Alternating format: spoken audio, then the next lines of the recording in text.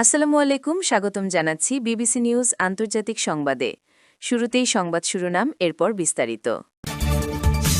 Saudi কি সত্যিই ইরানি হামলায় যুক্তরাষ্ট্রকে চাপ দিয়েছিল, যা জানা গেল। যুদ্ধ কখন এবং কিভাবে শেষ হবে সেই সিদ্ধান্ত নেবে ইরান, আব্বাস আরাকচি। ইরানের ভারপ্রাপ্ত প্রতিরক্ষামন্ত্রী হলেন মজিদ। নেতানিয়াহুর কার্যালয় ও বিমানবাহিনী সদর দপ্তরে ক্ষেপণাস্ত্র হামলা। দর্শক, এতক্ষণ শুনছিলেন সংবাদ শিরোনাম। এখন বিস্তারিত। আপনি যদি ইসরায়েলের ধ্বংস চান এবং মুসলিমদের পাশে থাকেন, তাহলে ভিডিওতে লাইক করে চ্যানেলটি অবশ্যই সাবস্ক্রাইব করে দিবেন এবং আপনার মূল্যবান মতামত অবশ্যই কমেন্টে লিখে জানিয়ে দিবেন। এখন বিস্তারিত। সৌদিকে সত্যিই ইরানে হামলায় যুক্তরাষ্ট্রকে চাপ দিয়েছিল, যা জানা গেল। সৌদি আরব সোমবার জানিয়েছে তারা যুক্তরাষ্ট্রের সাবেক প্রেসিডেন্ট ডোনাল্ড ট্রাম্পকে ইরানের উপর হামলা চালানোর জন্য কোনো ধরনের চাপ দেয়নি, বরং তেহরানের সঙ্গে একটি চুক্তিতে পৌঁছাতে কূটনৈতিক প্রচেষ্টাকেই সমর্থন করেছে। ওয়াশিংটনে সৌদি দূতাবাসের মুখপাত্র ফাহাদ নাজার এক্সে দেওয়া এক পোস্টে বলেন, ট্রাম্প প্রশাসনের সঙ্গে আমাদের কোনো যোগাযোগেই আমরা প্রেসিডেন্টকে ভিন্ন কোনো নীতি গ্রহণের জন্য লবিং করিনি। সৌদি আরব বরাবরই ইরানের সঙ্গে একটি বিশ্বাসযোগ্য চুক্তিতে পৌঁছাতে কূটনৈতিক প্রচেষ্টাকে সমর্থন করেছে। গত সপ্তাহে ওয়াশিংটন পোস্ট জানায়, সৌদি যুবরাজ মোহাম্মদ বিন সালমান গত এক মাসে ডোনাল্ড ট্রাম্পের সঙ্গে একাধিক ফোনালাপে ইরানের উপর হামলার পক্ষে মত দিয়েছেন। তবে মিডল ইস্ট আই রোববার এক প্রতিবেদনে জানায়, মার্কিন সেনেটর লিন্ডসে গ্রাহাম ফেব্রুয়ারির শেষ দিকে সৌদি আরব সফর করেন এবং মোহাম্মদ বিন সালমানকে হামলার পক্ষে রাজি করানোর চেষ্টা করেন। এদিকে যুক্তরাষ্ট্র ও ইসরায়েল যৌথভাবে ইরানে হামলা শুরু করার পর পরিস্থিতি আরও উত্তপ্ত হয়ে ওঠে। এসব হামলায় ইরানের সর্বোচ্চ নেতা আয়াতুল্লাহ আলী খামেনি, আরও কয়েকজন শীর্ষ কর্মকর্তা এবং শত শত বেসামরিক নাগরিক নিহত হয়েছেন। শনিবার দক্ষিণ ইরানের একটি স্কুলে হামলায় প্রায় ১৫০ জন কিশোরী নিহত হয়। রোববার ফ্রান্স, জার্মানি ও যুক্তরাষ্ট্র জানায় তারা নিজেদের এবং উপসাগরীয় মিত্রদের স্বার্থ রক্ষায় প্রস্তুত রয়েছে এবং প্রয়োজন হলে প্রতিরক্ষামূলক ব্যবস্থা নিতে পারে। জানুয়ারিতে মোহাম্মদ বিন সালমান ইরানের প্রেসিডেন্ট মাসুদ পেজেশকিয়ানের সঙ্গে ফোনালাপে বলেন, সৌদি আরব তার আকাশসীমা বা ভূখণ্ড ইরানের বিরুদ্ধে কোনো সামরিক হামলায় ব্যবহারের অনুমতি দেবে না। যুদ্ধ দীর্ঘ হলে উপসাগরীয় দেশগুলো যুক্তরাষ্ট্রের আরও ঘনিষ্ঠ হতে পারে। ইসরায়েল ও অঞ্চলটিতে থাকা মার্কিন স্থাপনাগুলোর ওপর ক্ষেপণাস্ত্র ও ড্রোন হামলা অব্যাহত রেখেছে ইরান, যার মধ্যে উপসাগরীয় দেশগুলো রয়েছে। দুবাইয়ের বিখ্যাত ফেয়ারমন্ট হোটেল থেকে শুরু করে জেবেল আলী বন্দর পর্যন্ত বিভিন্ন স্থানে হামলার সিদ্ধান্ত নেওয়ার পর বিশ্লেষকরা সতর্ক করেছেন, যুদ্ধ দীর্ঘায়িত হলে উপসাগরীয় দেশগুলো যুক্তরাষ্ট্রের আরও কাছাকাছি অবস্থান নিতে বাধ্য হতে পারে। ইউরেশিয়া গ্রুপের মধ্যপ্রাচ্য ও উত্তর আফ্রিকা বিষয়ক বিশ্লেষণ তত্ত্বাবধানকারী ফিরাস মাকসাদ বলেন, ইরান জিসিসিকে উত্তেজনার আরও উচ্চস্তরে ঠেলে দিচ্ছে। তাদের হয় পাল্টা জবাব দেওয়ার কথা ভাবতে হবে, নতুবা অন্তত যুক্তরাষ্ট্রকে তাদের ভূখণ্ড থেকে আক্রমণাত্মক অভিযান পরিচালনার জন্য আরও স্বাধীনতা দিতে হবে। যুদ্ধ কখন এবং কিভাবে শেষ হবে সেই সিদ্ধান্ত নেবে ইরান।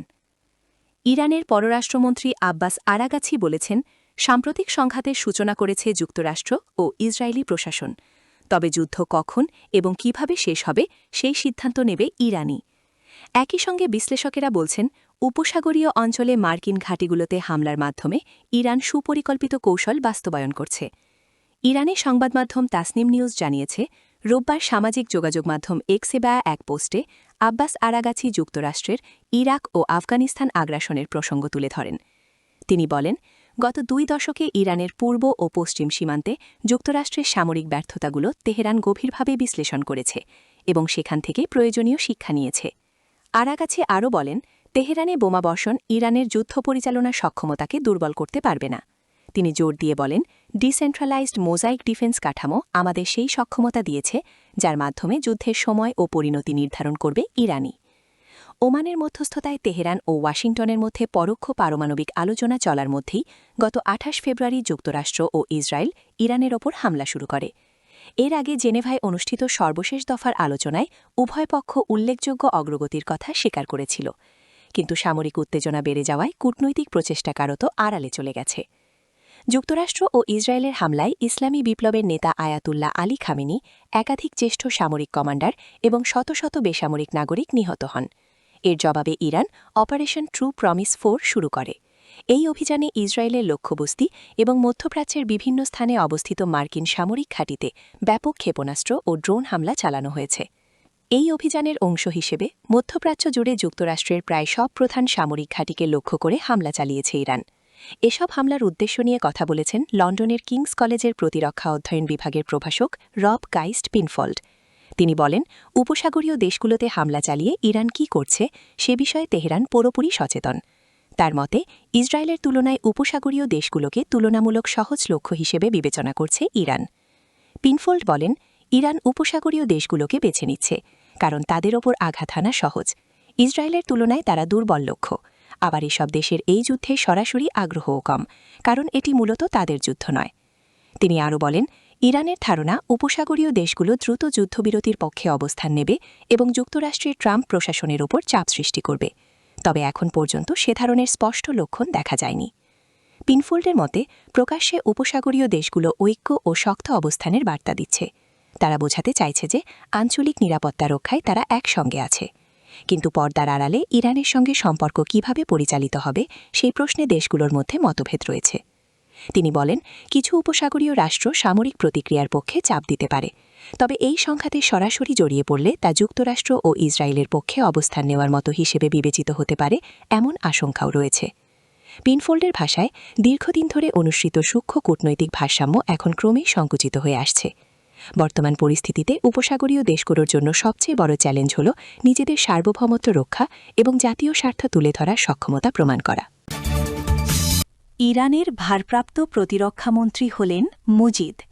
ইসরায়েল ও যুক্তরাষ্ট্রের যৌথ হামলায় ইরানের প্রতিরক্ষামন্ত্রী ও সামরিক বাহিনীর প্রধান নিহত হওয়ার পর বড় শূন্যতা তৈরি হয়েছিল।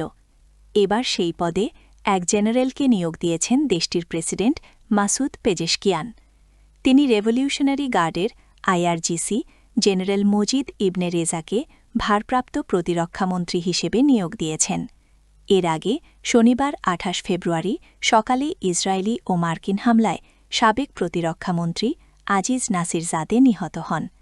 ইসরায়েল ও যুক্তরাষ্ট্রের হামলায় পূর্বসূরি নিহত হওয়ার পর ইরানের প্রেসিডেন্ট রেভলিউশনারি গার্ডের জেনারেল মজিদ ইবনে রেজাকে ভারপ্রাপ্ত প্রতিরক্ষামন্ত্রী হিসেবে নিযুক্ত করেছেন। প্রেসিডেন্টের যোগাযোগ বিভাগের উপপরিচালক মেহেদি তাবাতাবায় এক্স পোস্টে এ তথ্য জানিয়েছেন। তিনি জানান, প্রেসিডেন্ট পেজেশকিয়ানের আদেশে রেভলিউশনারি গার্ডের জেনারেল মজিদ ইবনে রেজাকে ভারপ্রাপ্ত প্রতিরক্ষামন্ত্রী হিসেবে নিযুক্ত করা হয়েছে। দাবি, ইরানের নেতানিয়াহুর কার্যালয় ও বিমানবাহিনী সদর দপ্তরে ক্ষেপণাস্ত্র হামলা। ইরানের বিপ্লবী গার্ড বাহিনী আইআরজিসি-এর জনসংযোগ বিভাগের দাবি, ইসরায়েলের প্রধানমন্ত্রী বেনিয়ামিন নেতানিয়াহুর কার্যালয় ও তাদের বিমানবাহিনী সদর দপ্তর লক্ষ্য করে ক্ষেপণাস্ত্র হামলা চালানো হয়েছে। এই আকস্মিক হামলায় ব্যাপকভাবে ক্ষতিগ্রস্ত হয়েছে ইসরায়েলের প্রধানমন্ত্রীর কার্যালয় এবং দেশটির বিমানবাহিনী প্রধানের সদর দপ্তর। বিপ্লবী গার্ড বাহিনী এক বিবৃতি অনুযায়ী প্রধানমন্ত্রীর কার্যালয় দপ্তর এবং বিমানবাহিনী প্রধানের সদর দপ্তরকে মূল লক্ষ্যবস্তু করা হয়েছে। এই হামলায় ইরানের তৈরি খাইবার ক্ষেপণাস্ত্র ব্যবহৃত হয়েছে। নেতানিয়াহুর সর্বশেষ প্রকাশিত ভিডিওটি কয়েক মিনিটের ছিল, যা প্রায় ৫ ঘণ্টা আগে সম্প্রচার করা হয়েছে। এরপর থেকে তার আর কোনো নতুন ভিডিও বা ছবি কোথাও প্রকাশিত হয়নি। শনিবার ইসরায়েল ও যুক্তরাষ্ট্র ইরানের উপর সামরিক হামলা চালানোর পর ইরান পাল্টা প্রতিশোধমেয় ক্ষেপণাস্ত্র হামলা চালায়। এ পর্যন্ত ইসরায়েল এবং যুক্তরাষ্ট্রের আঞ্চলিক ঘাঁটিগুলোর বিরুদ্ধে ড্রোন ও ক্ষেপণাস্ত্রের ১০ দফা হামলা চালিয়েছে ইরান।